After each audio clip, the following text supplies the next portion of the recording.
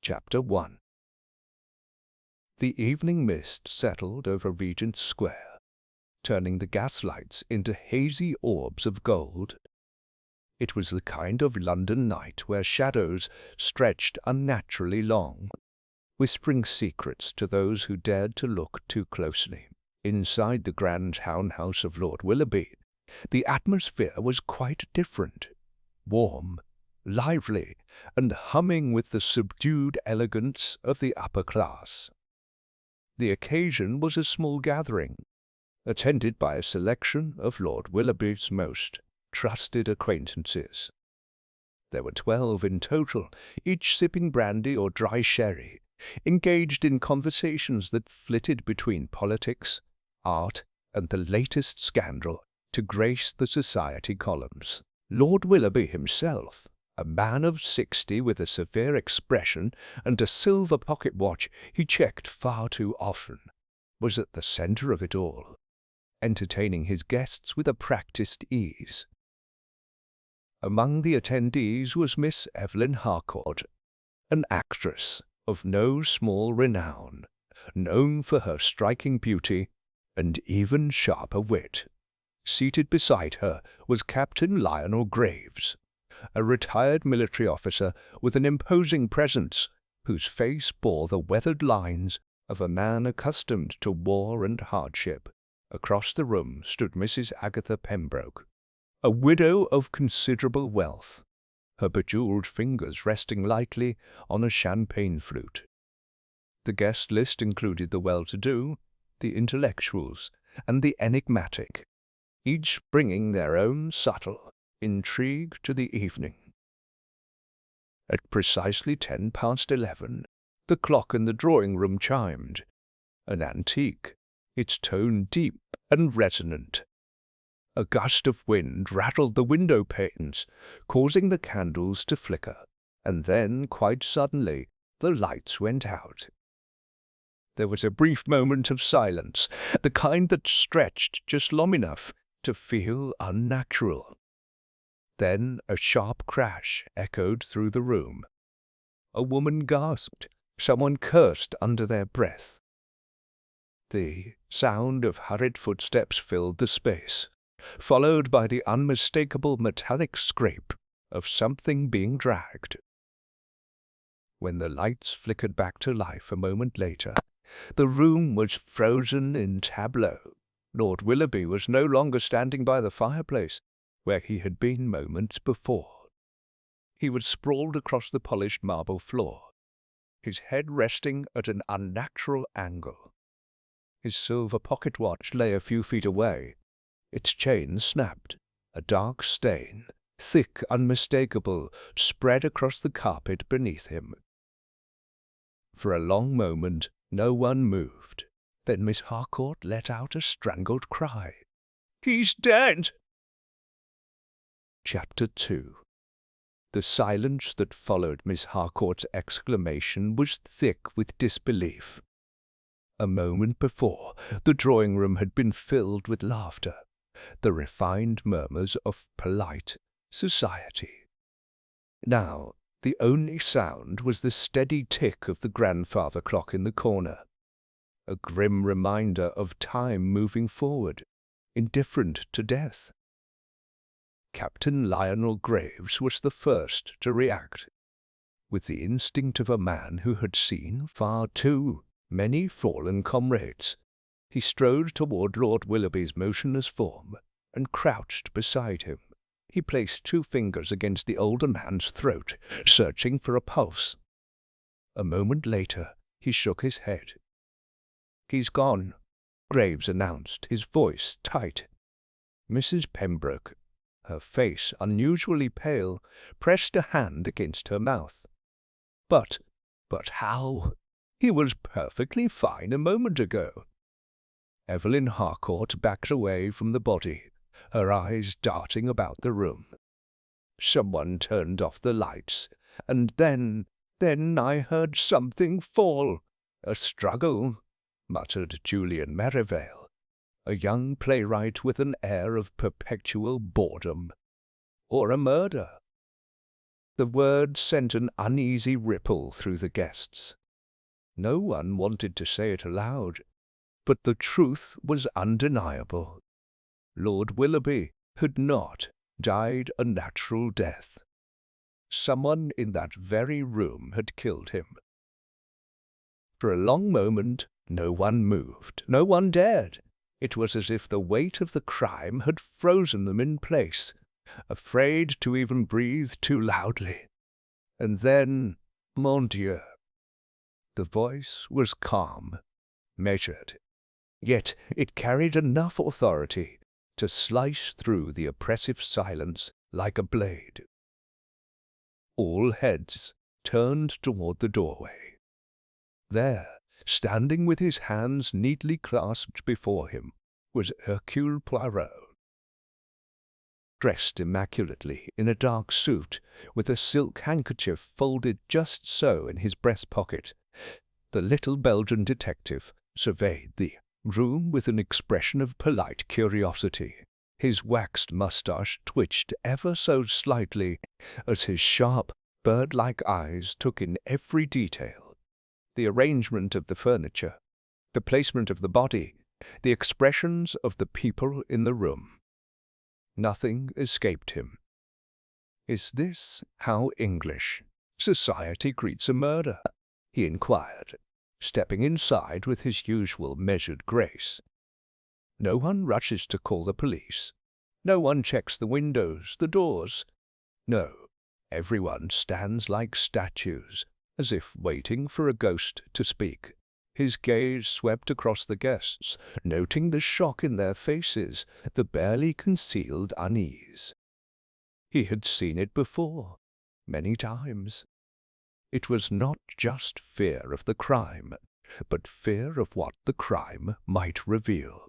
Dr. Charles Lavington, the family physician, cleared his throat and stepped forward. "Monsieur Poirot, I believe you may be right. Lord Willoughby is dead, but I cannot yet determine the cause." Poirot approached the body with careful steps, kneeling beside it. He reached into his pocket, withdrawing a pristine white handkerchief, which he used to delicately lift the lapel of Lord Willoughby's jacket. His keen eyes took in every detail: the position of the body, the angle of the limbs, the unnatural way the head rested. Then he turned his attention to the watch lying nearby. With a murmured "Pardonnez-moi," Poirot picked up the broken timepiece. The glass was cracked, the hands frozen at exactly fascinating, he said softly. Before he could say more, there was a commotion at the entrance. Inspector Andrew Giles had arrived, his heavy boots thudding against the polished floor as he strode into the room. He was a broad-shouldered man with the air of someone who had seen too many crimes and solved too few. His gaze fell upon Poirot, and he sighed. "I might have known you'd be here, Poirot." Poirot smiled politely. "You see, mon cher Giles, I have a talent for being precisely where I am needed." I am needed." Giles gave a grunt. "Well then, you'd best make yourself useful." He turned to the guests. "No one leaves this room. This is now a crime scene. And until we find out what happened, you are all suspects." A murmur of protest rose among the guests. "Suspects!" Mrs. Pembroke exclaimed. "Surely you don't think one of us—" "Madam," Giles interrupted, "his lordship didn't just drop dead. And since the doors were locked, and all of you were in this room when it happened, that means one thing: the killer is among you." A heavy silence settled over the group. Poirot, meanwhile, continued his quiet observations. He noticed the subtle ways in which people reacted to Giles's statement. Miss Harcourt clutched her pearls, her eyes flicking nervously toward the door. Captain Graves crossed his arms, his jaw tightening. Julian Merivale, the playwright, smirked ever so slightly, as if finding a private amusement in the situation. Dr. Lavington rubbed his temple, while Mrs. Pembroke let out a slow, trembling breath. "Tell me," Poirot finally spoke, his voice light but firm. "Was there anyone who left the room before the lights went out?" "No one," Graves replied. "We were all here. No one moved. At least, not until we heard the crash." Poirot tapped his chin. "And the doors, do they lock from the inside?" "Yes," said Mrs. Pembroke. "Lord Willoughby had them bolted earlier in the evening. He did not want any interruptions." "Ah, parfait." Poirot straightened. A locked room murder, the most elegant of puzzles. His words sent another ripple of unease through the guests. Locked room mysteries were the stuff of fiction, the kind of crime that seemed impossible, until, of course, Poirot solved them. Inspector Giles, still surveying the room, let out a sigh. "All right, Poirot. Since you're here, you may as well give me your thoughts. What do you make of it?" Poirot clasped his hands behind his back. "For now, I observe. I listen. I note the details." His eyes flicked toward Lord Willoughby's body once more. Then he let his gaze drift upward, toward the flickering candlelight, toward the shadows that danced along the walls, the moving shadows. Something about them stirred a thought in his mind, a piece of the puzzle just beginning to form, but he would not voice it yet, not until he was sure. For now, he simply smiled, adjusting his cufflinks. "I believe, mes amis," he said lightly, "that the true game has just begun." Chapter 3. The weight of the murder hung thick in the air, like the heavy scent of the cigars Lord Willoughby had favoured. No one spoke as Inspector Giles and his men secured the doors and windows, making sure the room was truly sealed. The guests, now prisoners of circumstance, stood in uneasy silence, glancing at each other with barely concealed suspicion. Poirot, ever composed, stood near the fireplace, his sharp eyes studying the room with a quiet intensity. He had solved many locked-room mysteries before, and each one had taught him the same truth. No crime was truly impossible. The answer, as always, lay in the details. He turned to Inspector Giles, who was pacing like a caged animal. "Mon ami, perhaps we should begin with the most pressing question. How did Lord Willoughby die?" Giles rubbed his chin. "Dr. Lavington, you're the physician here. Can you tell us?" Dr. Lavington hesitated. He was a tall, thin man with greying hair and a nervous disposition. Stepping forward, he knelt beside the body and conducted a quick examination, checking the eyes, the hands, the chest. Finally, he sat back on his heels, brow furrowed. "There's no sign of a struggle," he said. "No obvious wound, no smell of poison on his breath. If it was poison, it must have been fast-acting, something ingested earlier." Poirot nodded. "And yet, Lord Willoughby was drinking only tea, no? And sharing the same food as the rest of you." Harcourt, still clutching her pearls, nodded quickly. "Yes, we were all eating from the same platters." Poirot murmured. "Then perhaps the method of murder was something unseen." A nervous rustle passed through the group. Inspector Giles, arms crossed, glanced at the guests. "All right, let's start with something simple. When was the last time any of you spoke to Willoughby before the lights went out?" Julian Merivale, the playwright, leaned against the mantel with an air of practised indifference. "About 2 minutes before." He was talking about his collection of rare artifacts, showing off as usual.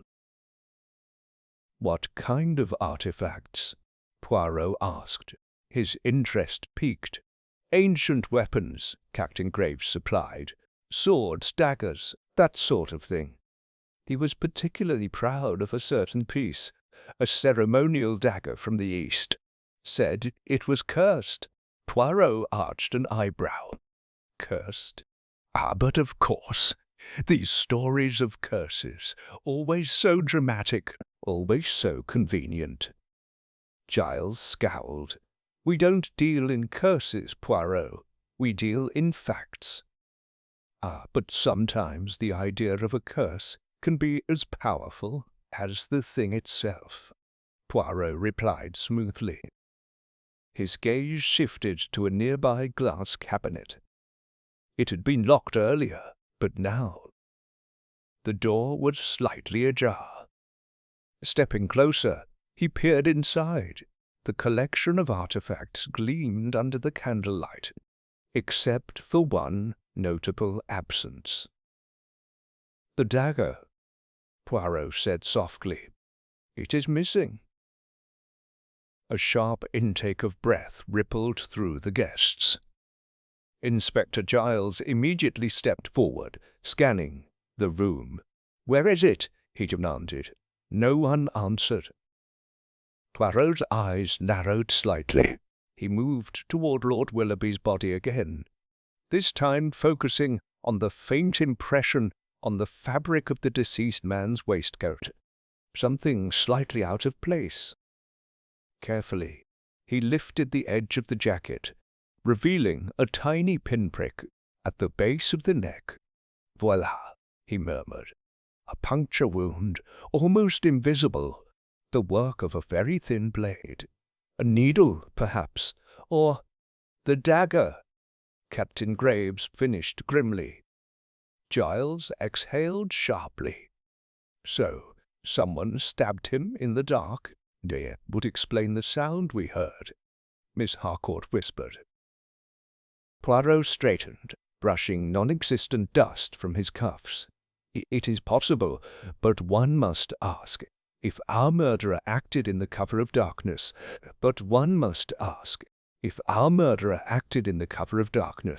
how did they find their target so precisely?" A tense silence followed. Poirot turned toward the guests once more, his gaze lingering on each face. "Let us consider the facts. The lights went out. There was a noise.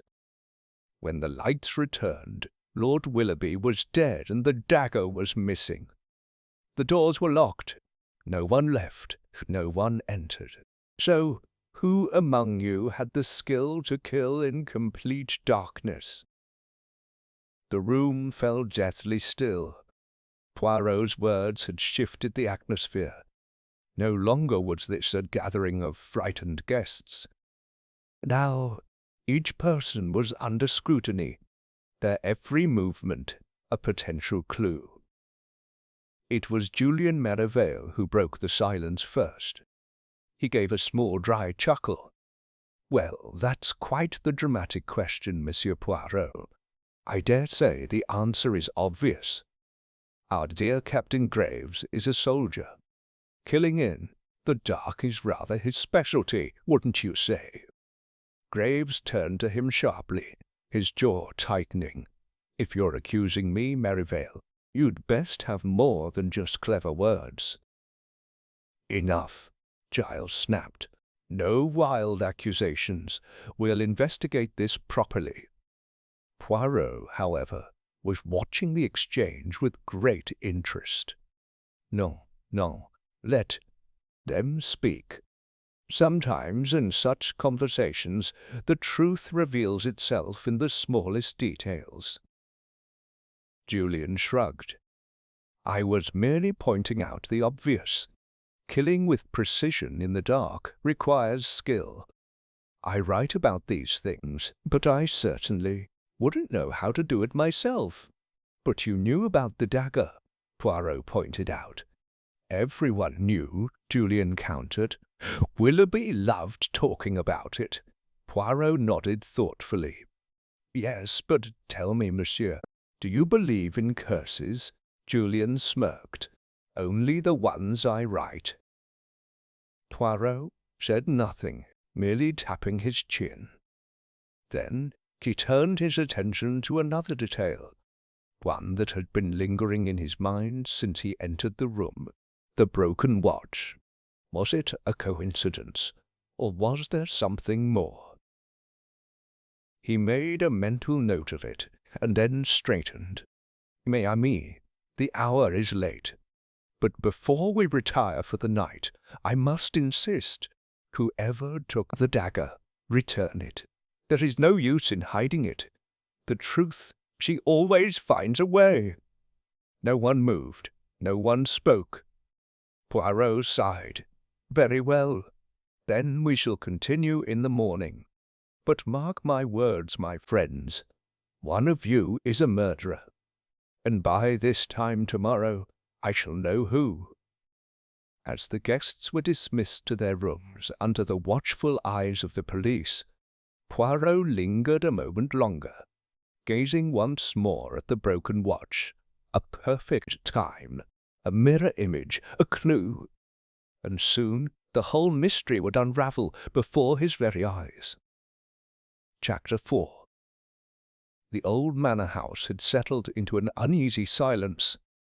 Footsteps echoed in the grand corridors as Inspector Giles posted officers outside the guests' rooms, ensuring that no one could slip away unnoticed. The storm outside had lessened to a soft drizzle, tapping gently against the leaded windows. Poirot, however, was not ready for sleep. He sat in the drawing-room, fingers steepled beneath his chin, his mind turning over the facts like a jeweller examining a flawed diamond. Hastings, who had remained uncharacteristically quiet during the investigation, finally spoke. I say, Poirot, you do think it's that fellow Graves, don't you? He asked hesitantly. Poirot did not immediately respond. Instead, he picked up the small clock from the mantelpiece, tilting it in the dim light of the room. He seemed fascinated by its ticking hands. Mon cher Hastings, he said at last, tell me, why must we always seek the most obvious suspect? Because he is a soldier, because he is skilled in combat, does it mean he is guilty? Well, Hastings said, a little flustered, I suppose not. But it does seem rather convenient, doesn't it? Ah, but you forget, Poirot said, setting the clock down. Convenience is the enemy of truth. A knock on the door interrupted them. Inspector Giles entered, looking grim. We've searched the house, top to bottom, he announced. That dagger is nowhere to be found. Poirot's brow furrowed. Nowhere at all. Curious. Either the murderer has hidden it well, or they've disposed of it entirely. Giles continued. But unless someone swallowed the damn thing whole, it's still somewhere. In this house. Which means, Poirot said softly, it was hidden before the murder was discovered. A deep frown creased Giles's forehead. You mean the murderer planned ahead, knew exactly where to put the weapon? Poirot smiled. But of course, this was not a crime of passion, my dear Inspector.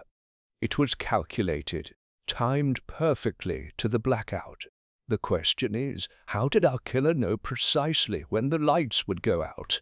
Giles exhaled sharply. That's the thing. The fuse blew.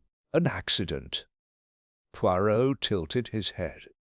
An accident or a carefully orchestrated move? Hastings shifted in his chair. You mean someone sabotaged the fuse? Perhaps, Poirot said thoughtfully. Or perhaps someone merely waited for the inevitable. Giles looked skeptical. The power's been flickering all evening. Any one of us could have guessed it would go out. Yes, but only one person counted on it, Poirot replied. Only one person prepared in advance. A heavy silence settled over the room. So what do we do now? Giles finally asked. Poirot stood, straightening his waistcoat. We wait. For what? Hastings asked, puzzled. Poirot's eyes gleamed. For the murderer to make a mistake. The midnight visitor. The night dragged on. Most of the house had gone to sleep, though Poirot remained in the drawing-room, seemingly lost in thought. Hastings had long since retired, and even Giles had stepped out to patrol the corridors. 6.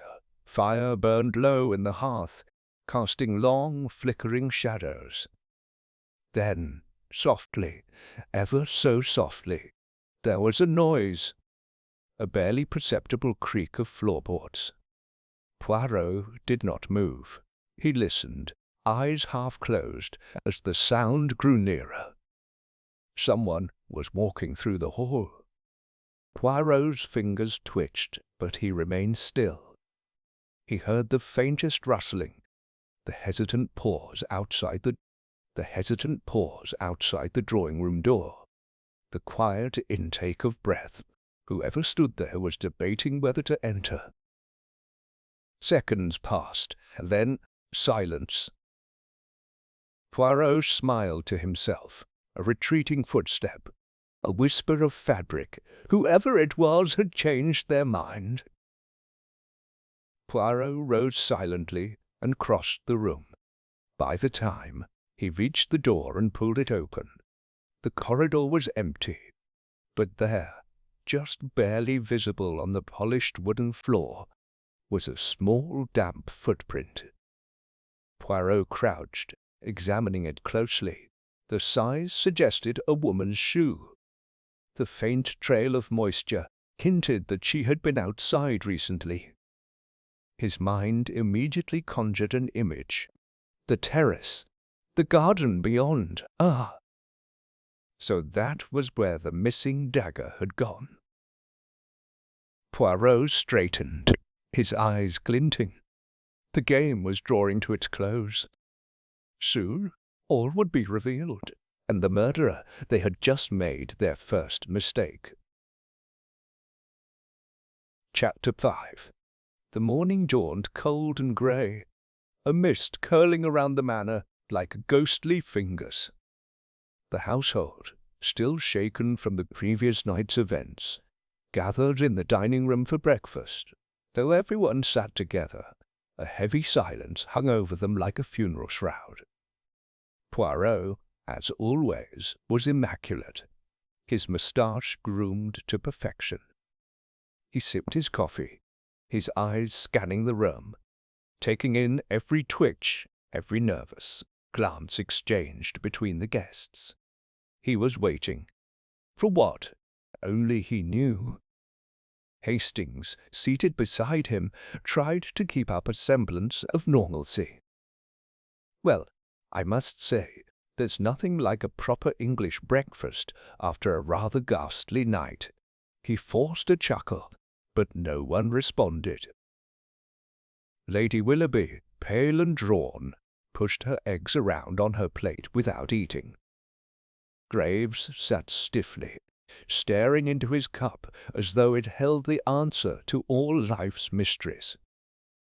Eleanor Hughes, the young governess, kept her hands folded in her lap, her shoulders tense.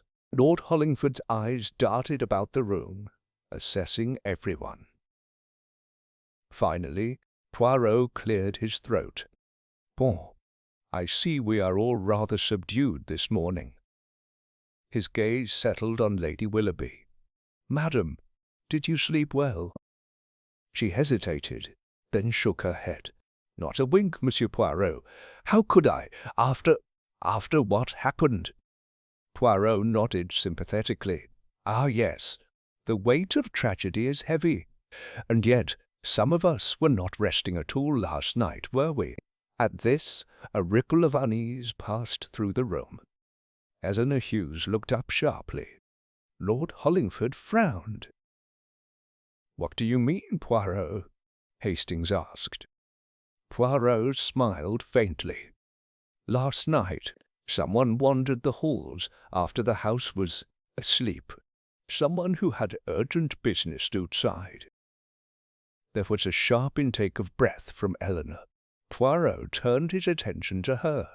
"Mademoiselle Hughes," he said gently, "you were the one walking the corridors, were you not?" Her face went white. I don't know what you mean." "Ah, but I think you do," Poirot said softly. "You stood outside the drawing-room door, hesitated, and then you walked away.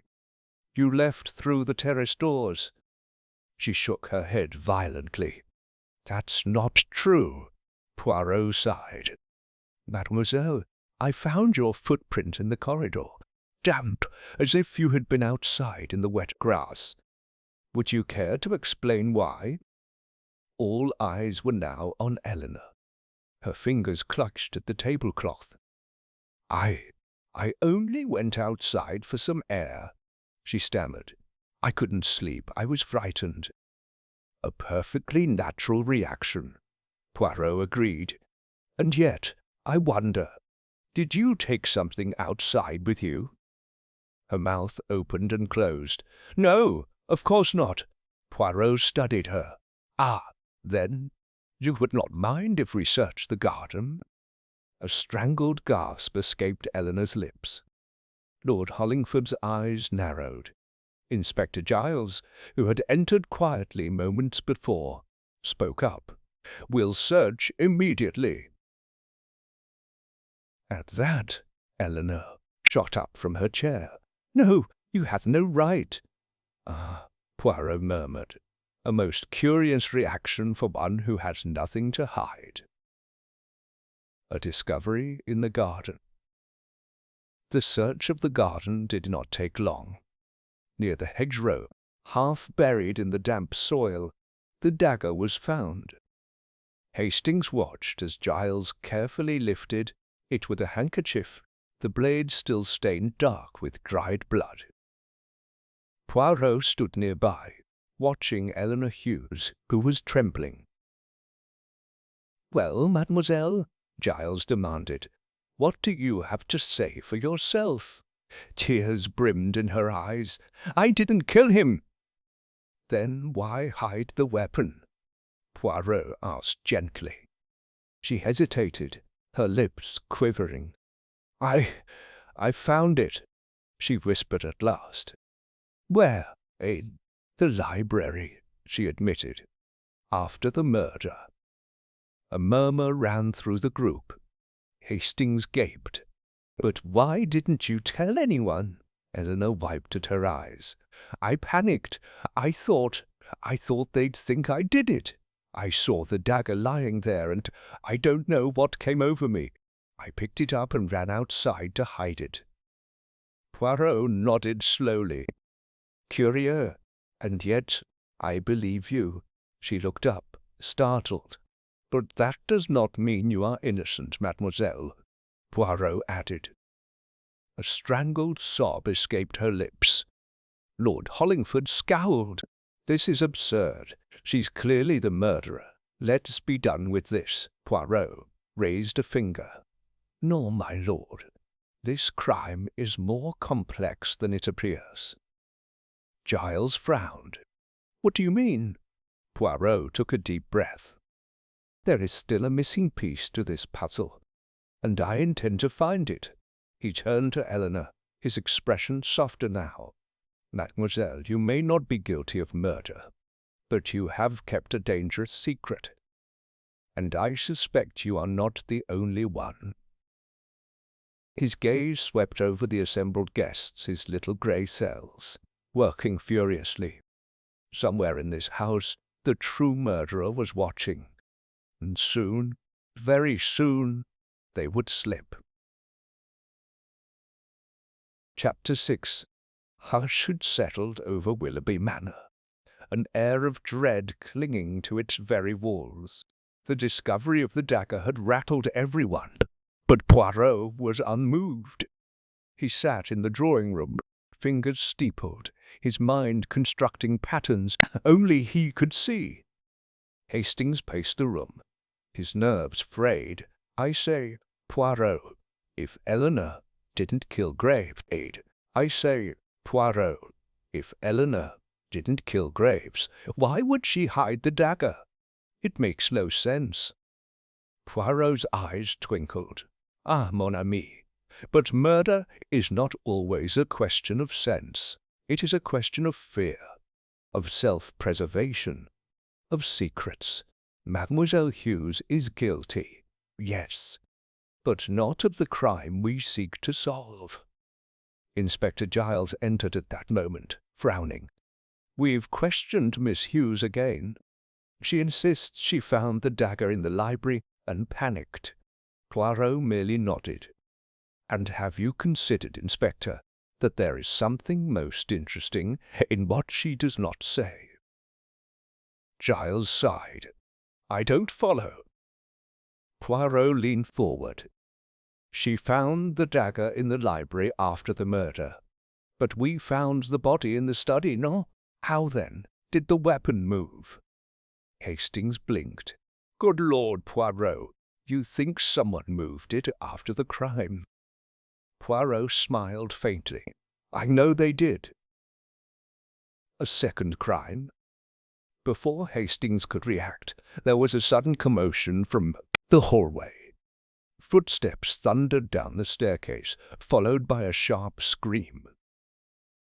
Poirot was already on his feet, his movements swift and precise. He strode into the corridor, where Lady Willoughby stood at the foot of the stairs, a hand pressed to her mouth. "What has happened, madam?" She could only point, trembling.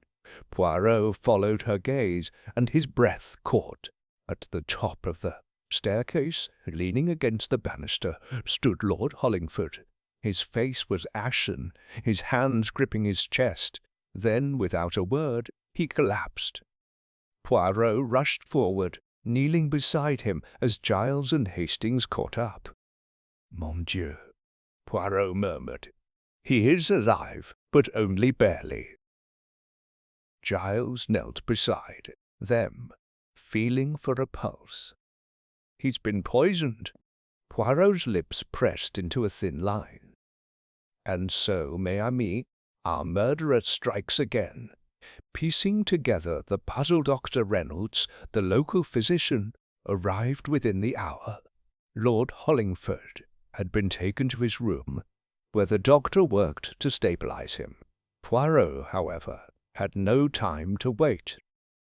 The drawing-room became their war-room. The suspects gathered once more. Lady Willoughby dabbed at her temples with a handkerchief, her face pale. "This is madness. First Graves is murdered, and now Lord Hollingford is poisoned. We are being hunted like animals."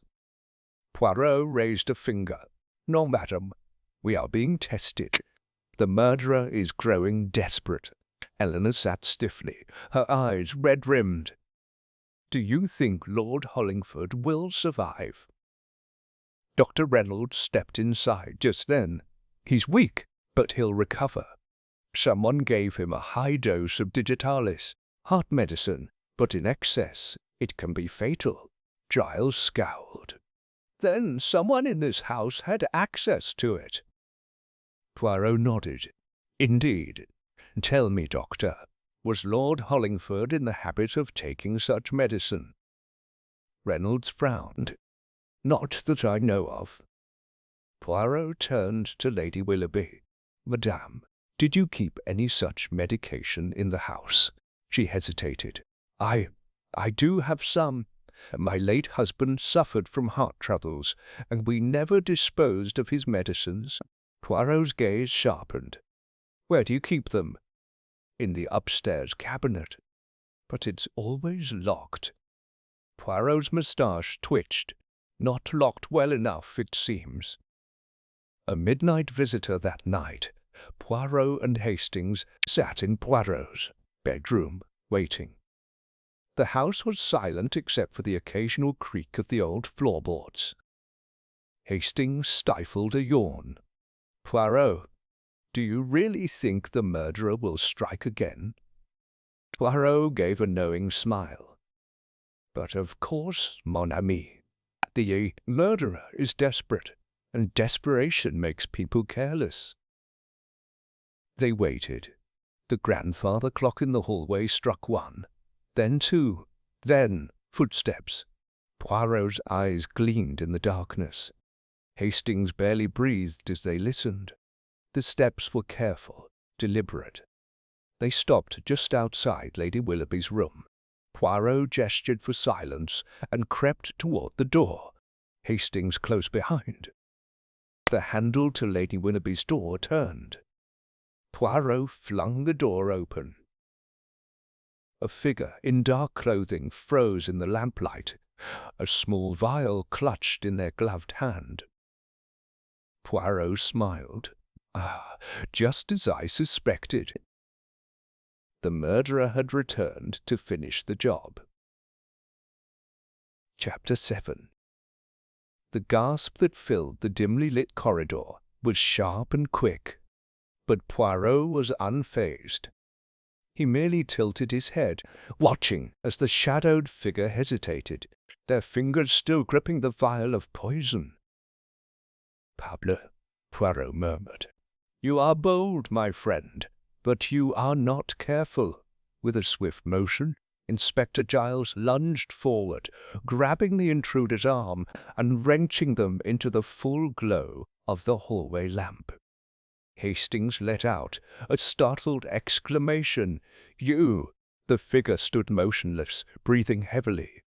It was Dr. Reynolds. Lady Willoughby gasped, her hand flying to her throat. "Doctor? But you just saved Lord Hollingford's life." Poirot nodded gravely. "Ah, but madame, do you not see? A man who holds the power of life and death, he may choose either. And when he chooses both, it is most convenient, no?" The doctor did not struggle, his gaze darting between them as if measuring his next move. Giles tightened his grip. "Explain yourself, Reynolds." The physician's voice was steady. Too steady. "You misunderstand, Inspector. I was merely checking on my patient." Poirot stepped closer, eyes gleaming. "With a vial of digitalis in your hands?" He shook his head. "No, monsieur. You came to finish what you started." A tense silence settled over the group. Hastings, still reeling, spoke first. "Good Lord, Poirot, if Dr. Reynolds poisoned Lord Hollingford, does that mean he also killed Graves?" Poirot's expression was unreadable.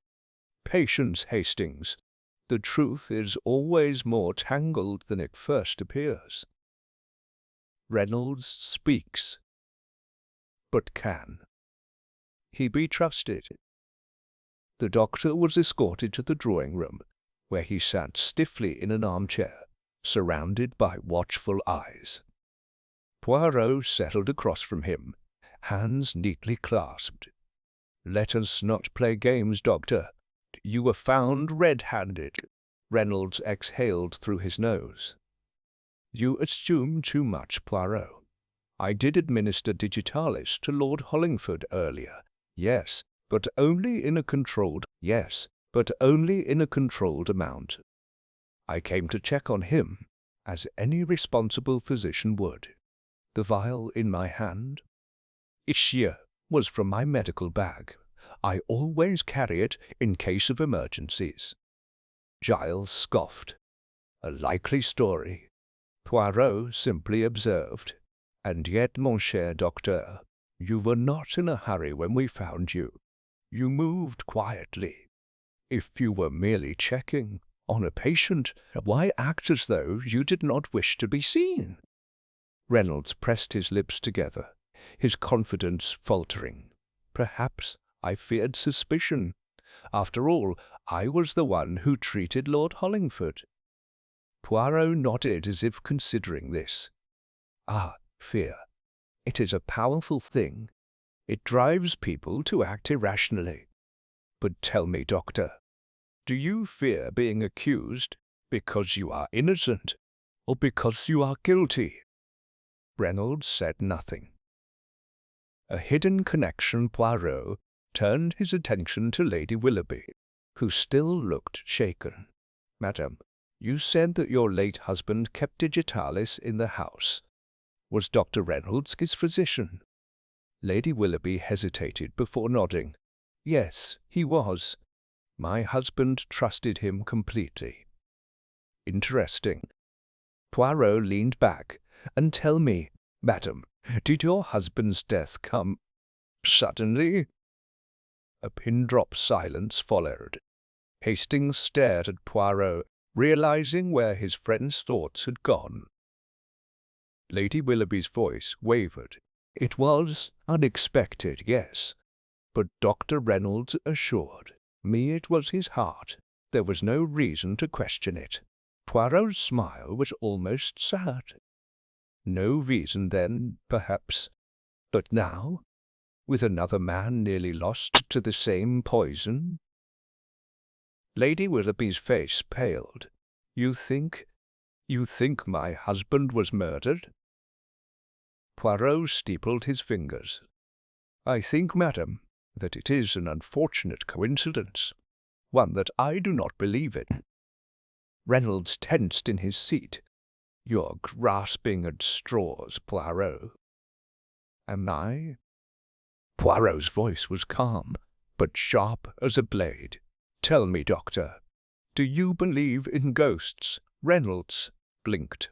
What? The moving shadow, monsieur. The presence in this house that unsettles its inhabitants. It is not the spirit of Lord Willoughby, no. It is the shadow of a crime buried in the past, finally coming to light. A murderous desperation. The room seemed to close in around Reynolds. For the first time, he looked truly nervous. Poirot continued, his voice smooth. You killed Lord Willoughby, did you not? Reynolds's jaw clenched. This is ridiculous. Poirot continued as if he hadn't spoken. And Graves knew. He was your accomplice, was he not? Hastings let out a stunned breath. Good heavens, is that why he was killed? Poirot's eyes never left Reynolds. Ah, mon ami, I do not believe Graves was an accomplice. No, I believe he discovered the truth, and that is why he had to die. Reynolds shot up from his seat, his eyes wild. This is insane. I did no such thing. Poirot stood as well, his tone sharpening. You murdered Graves because he knew what you did to Lord Willoughby. And then, when Lord Hollingford began asking too many questions, you tried to silence him too. Reynolds took a step back, fists clenched. You have no proof. Poirot's voice was like steel. I have logic, I have motive, and, Doctor, I have one final question. Reynolds stilled. Poirot's eyes burned into him. Where were you the night of Lord Willoughby's death? The silence stretched unbearably. And then Reynolds bolted. Stop him! Giles roared, lunging after him.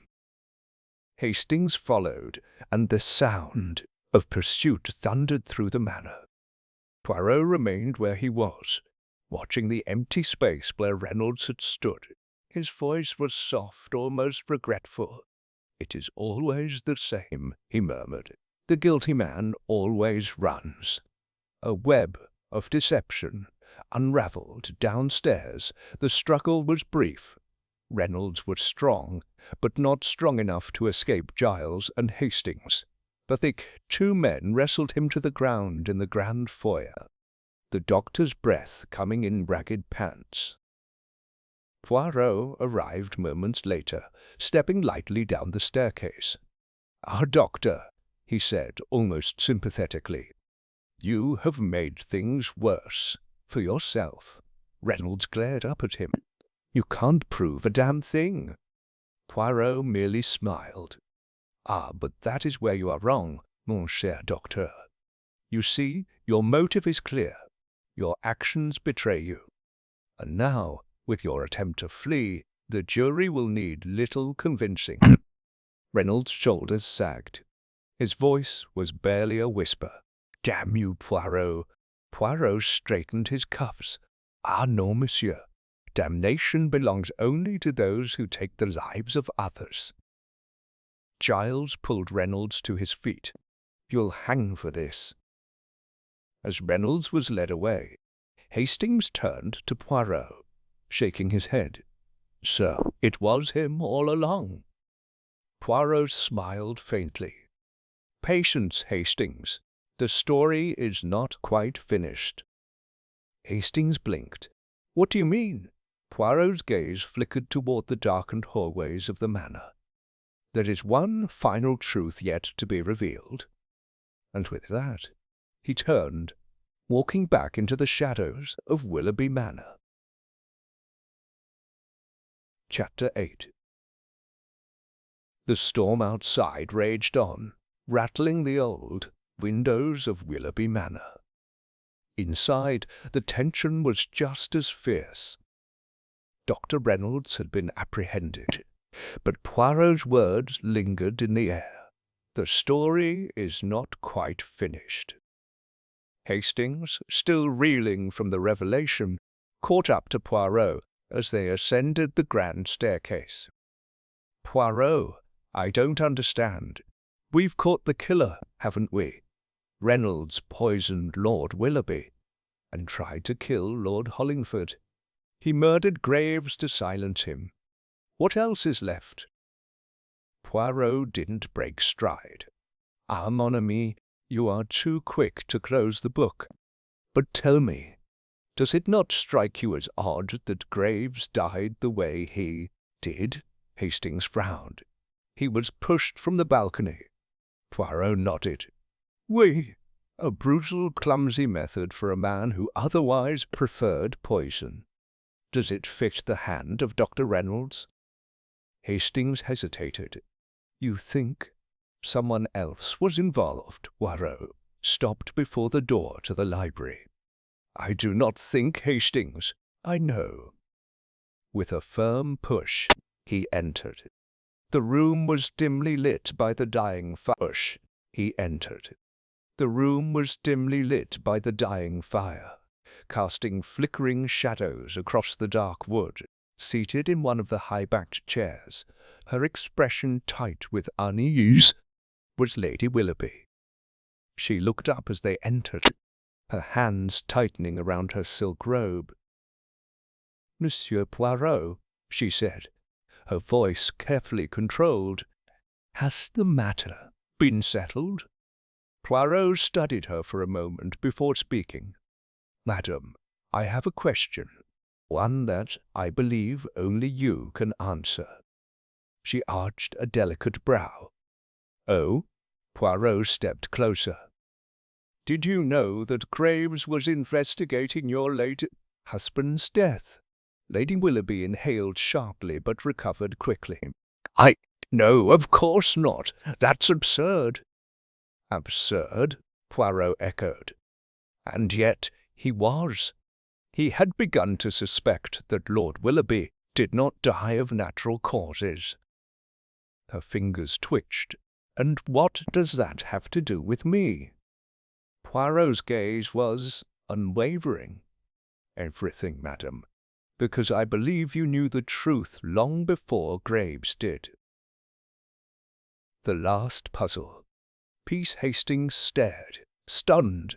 "Poirot, surely you don't mean Lady Willoughby had something to do with it?" Poirot exhaled softly. "Ah, Hastings, The heart is a curious thing, is it not? It leads people to act in ways they never imagined possible. He turned back to Lady Willoughby. Madame, you were the perfect grieving widow. But grief can manifest in many ways. In some, it brings sorrow. In others, he paused, it brings relief. Her expression darkened. You're treading dangerously, Poirot. He stepped closer. Perhaps. But the truth, madame, it does not care for danger. And the truth is this. You knew that Dr. Reynolds had murdered your husband, and you let him do it. The room went deathly silent. Hastings gasped. Poirot, that's impossible. Poirot finished, shaking his head. No, Hastings, it is the missing piece.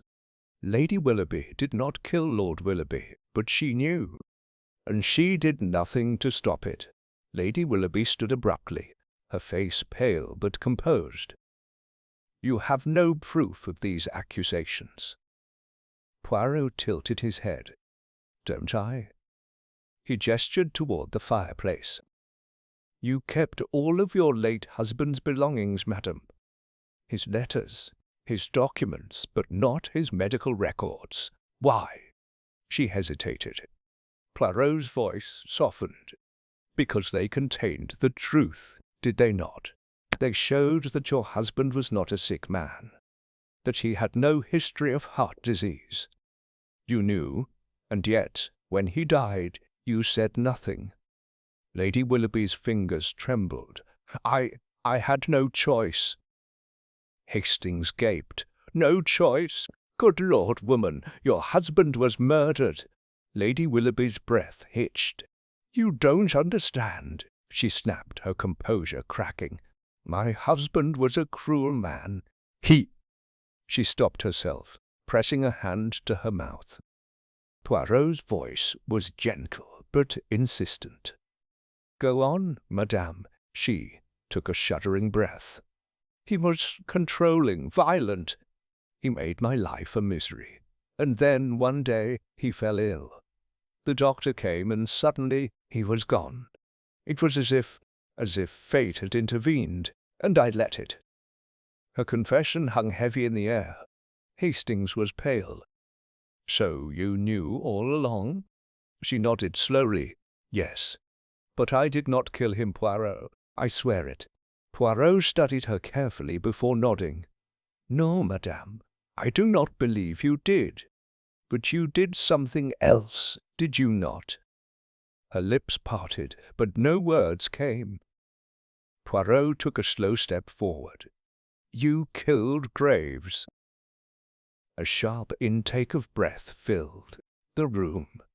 Lady Willoughby staggered back. I did no such thing. Poirot's expression was unreadable. When Graves began asking questions, you grew frightened. You knew if he uncovered the truth, you would be implicated. And so, when the opportunity arose, you pushed him from the balcony. She shook her head violently. No, it wasn't like that. Hastings whispered. Then you admit it? Her face crumpled. He was going to tell the police. He said he had proof that my husband had been poisoned. I begged him to stay quiet. I told him the past should be left alone, but he wouldn't listen. Tears streamed down her cheeks. I didn't mean to kill him. We were arguing on the balcony, and he'd lost his balance. I swear, I never meant for it to happen. Poirot sighed, rubbing his temple. Ah, madam, intentions, they matter little when the deed is done. The case is closed. The confession sealed her fate. Inspector Giles called in once more, listened grimly before escorting Lady Willoughby away. She did not resist.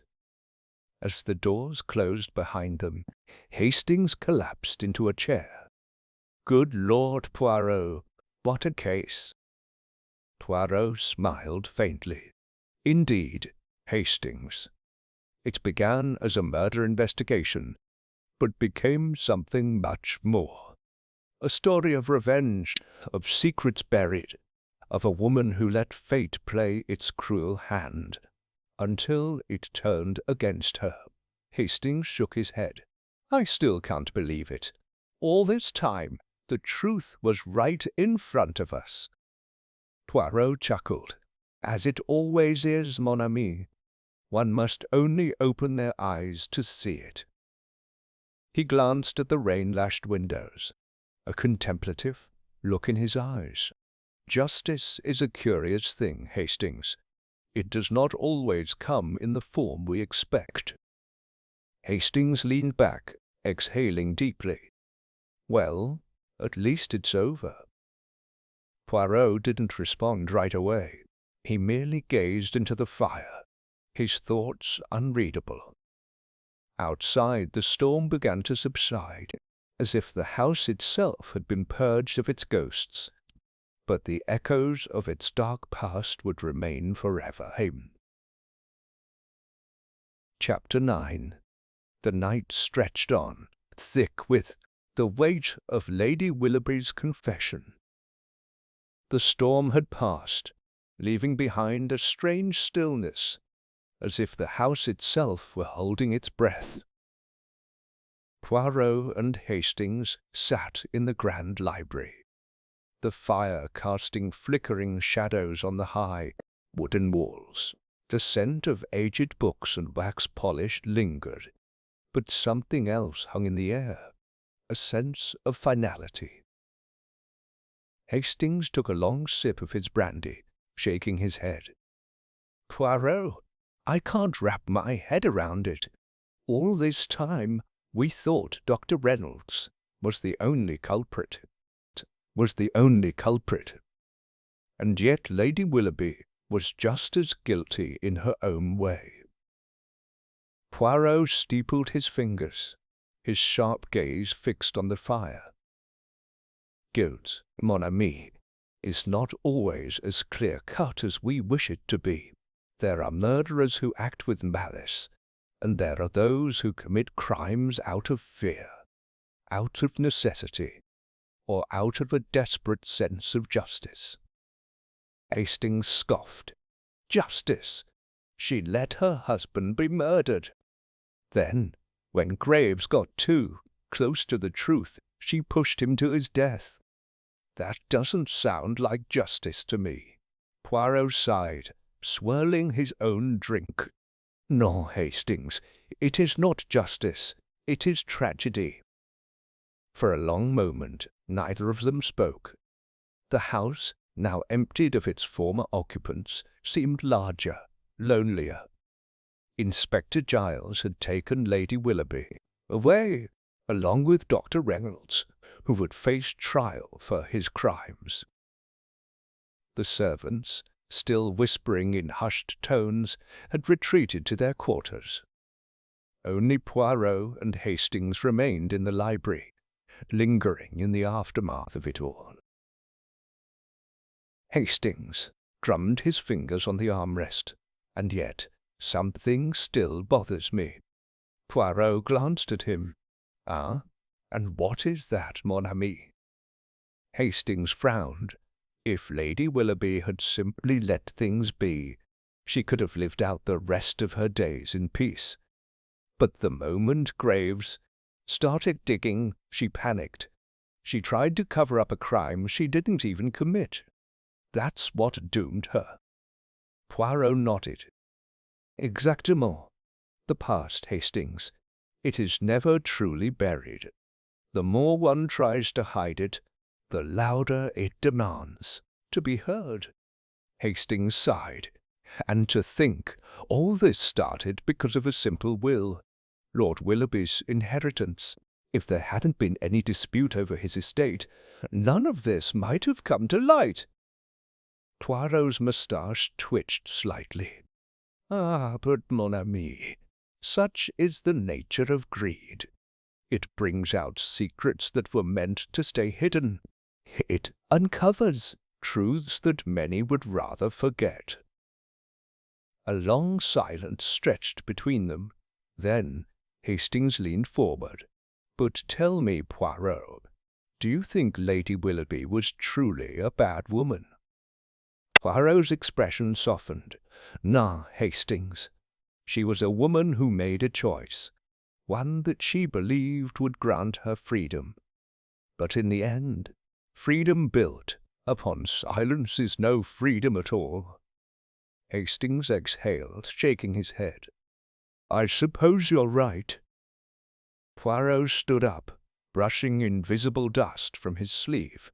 "Come, Hastings. It is late. The case is solved, and we must prepare to leave in the morning." Hastings followed suit, setting down his glass. "Where to next, Poirot?" Poirot gave him a small, knowing smile. "Wherever the next mystery calls us, mon ami. The world is full of secrets yet to be uncovered." And with that they left the library behind, leaving Willoughby Manor too, its ghosts, its past, and the silent echoes of justice served. Chapter 10.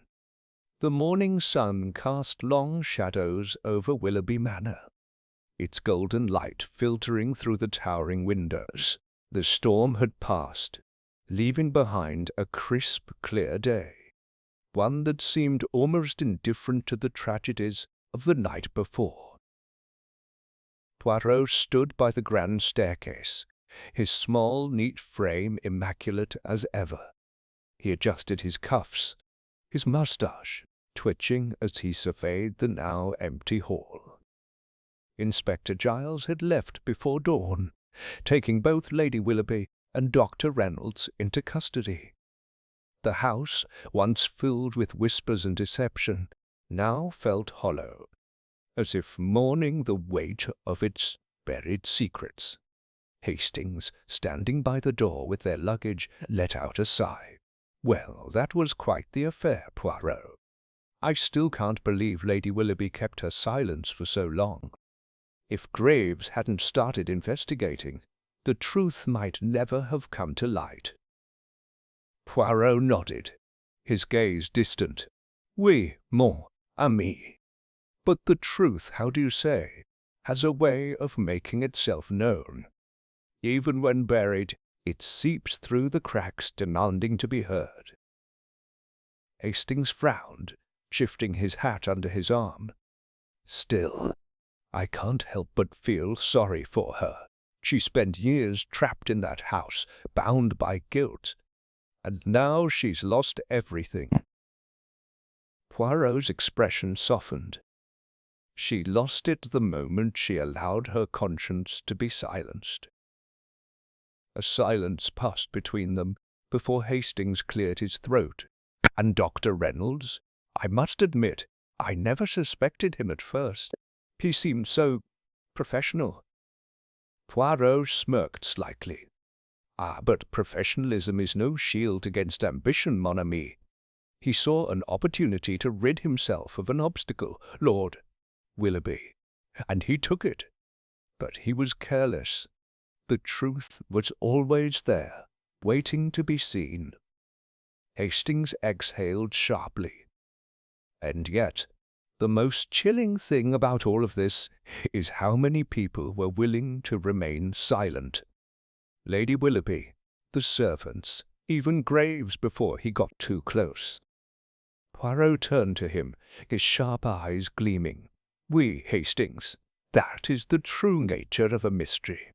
Not just the crime itself, but the silences that surround it. The things left unsaid are often the loudest clues of all." The butler, looking paler than usual, arrived to open the door for them. He gave a slight bow. "The car is ready, sir." Poirot nodded, stepping outside into the crisp morning air. The gravel crunched beneath their feet as they approached the waiting automobile. Hastings hesitated before getting in. "Poirot," he said, "do you ever tire of solving these mysteries? Don't you ever want a quiet life?" Poirot smiled, that knowing, enigmatic smile of his. "A quiet life, mon ami? That is not for me. The world is full of puzzles, of human folly and hidden truths, and as long as there are mysteries, Poirot will be there to solve them." Hastings chuckled. "I should have known you'd say that." The car rumbled to life, the great Manor shrinking in the distance as they drove away. Hastings leaned back with a sigh, already imagining the next adventure that awaited them. Poirot, ever composed, simply gazed out the window, his mind already at work. For where there was deception, there was Poirot. And where there was Poirot, there was always the pursuit of truth, the end